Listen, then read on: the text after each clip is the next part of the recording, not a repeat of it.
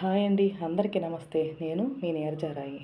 ఒకడికి పునాదుల దగ్గర నుంచి వాడు వెళ్ళాల్సిన మార్గాన్ని మొత్తం చీపురు పెట్టి చిమ్మేసి, శుభ్రంగా చేసేసి, వాడిని తీసుకెళ్ళి ఒక చెట్టు దగ్గర నిలబెట్టి, ఆ చెట్టు పైన ఉన్నటువంటి చిటారు కొమ్మన ఎక్కించి, వాడినే విజేతగా చేసేటటువంటి మనుషులు ఉంటారు. ఇంకొకడికి వాడు పుట్టిన పాపానికి వాడి మార్గాన్ని వాడే ఎతుక్కొని, ఆ మార్గంలో ఉన్నటువంటి రాళ్ళు రప్పలు అన్నీ తొలగించుకొని, వాడు ఆ చెట్టు దగ్గరికి చేరుకొని అతను ఎక్కేటప్పటికి చాలా సమయమే పడుతుంది.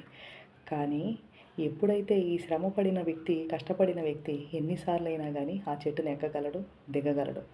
అదృష్టం కొద్దీ చెట్టునెక్కిచ్చారు కదా వీళ్ళందరూ కలిసి. వీడు ఒకసారి ఆ చెట్టు మీద నుంచి పడిపోతే రెండోసారి ఎక్కగలడో లేదో వాడికే తెలిసి చావదు.